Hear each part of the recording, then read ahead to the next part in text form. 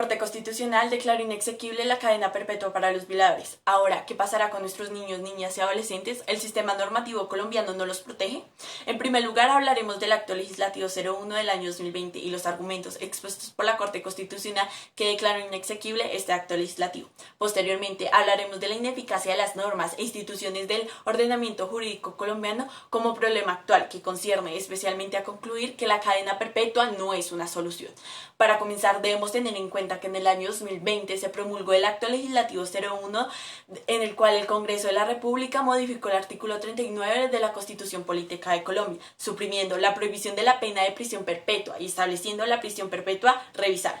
En estos términos, este acto legislativo eliminó la prohibición general de la prisión perpetua y estableció que, excepcionalmente, cuando un niño, niña, adolescente sea víctima de las conductas de homicidio en modalidad dolosa, acceso carnal violento o que implique violencia y sea puesto en incapacidad de resistir o sea incapaz de resistir, podrá imponerse como sanción hasta la pena de prisión perpetua. Ahora bien, la Corte Constitucional declaró inexequible este acto legislativo, considerando que la cadena perpetua constituye un punto de partida de la Constitución de 1991 y son prohibiciones consustanciales a nuestro Estado Social de Derecho. Por tanto, acoger ahora una sanción como la prisión perpetua configura un retroceso en la humanización de penas, en la política criminal y en la garantía de la resocialización de las personas condenadas. Asimismo, la pena de prisión perpetua revisable de la Constitución no es una medida idónea para asegurar la protección de los menores víctimas de delitos que regula.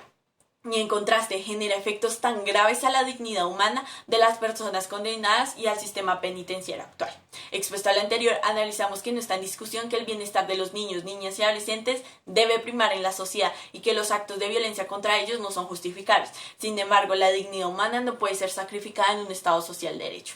A saber esto, las medidas que se deben tomar cuando el delito ya se ha cometido se debe asegurar que la apuesta del sistema penal debe estar encaminada a la resocialización y acompañamiento de las personas privadas de la libertad para que puedan reinsertarse a la sociedad y evitar que vuelvan a cometer delitos. Finalmente, es necesario pensar en una política criminal basada en una resocialización y no en el populismo punitivo e incremento de penas, que de por sí ya son muy altas. Análogamente, no se debe pasar por alto las normas ya existentes que penalizan este tipo de conductas y encargarnos que las instituciones velen por el cumplimiento de estas.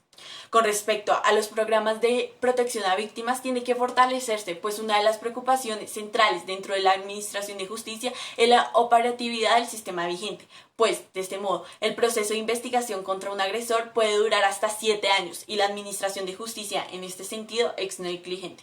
Así pues, antes de pensar en la condena, hay que preocuparse por la impunidad y para acabarla totalmente es necesario, primero, fortalecer los mecanismos de investigación judicial especializada para la niñez, así como garantizar la formación de los jueces para la aplicación de la norma de justicia. Por esto, los científicos y juristas afirman que es mucho más sensato ocuparse de prevenir las causas del delito, que finalmente es lo único que puede evitarlo, y así proteger realmente los derechos de los niños. Igualmente, en este proceso hay que prestar mayor atención a que el 83% de los victimarios son personas que pertenecen al entorno familiar o íntimo de las víctimas, de las cuales en su mayoría son mujeres. Entonces, ¿qué está pasando en los núcleos familiares? ¿Se está haciendo el debido seguimiento? Es necesario buscar una solución real a este problema antes de que los derechos de los menores sigan siendo vulnerados. Por todo lo anterior se mantiene en que no se debe prometer falsas soluciones que al final terminan dándole largas a una problemática que requiere acciones puntuales. Para prevenir este delito se debe asegurar un seguimiento a los núcleos familiares vulnerables, así como una mayor inversión en la educación sexual y reconocimiento del comportamiento que puede ser como abuso. Finalmente, tener en cuenta el fortalecimiento de instituciones como el ICBF, canales de atención de víctimas y campañas de reivindicación de los derechos de los niños, niñas y adolescentes, para que los colombianos de esta manera confíen en el sistema normativo y sus derechos sean garantizados, y no conducir a soluciones temporales que vayan en contra de nuestra carta política, como lo es la cadena perpetua, que viola el principio constitucional de la dignidad humana.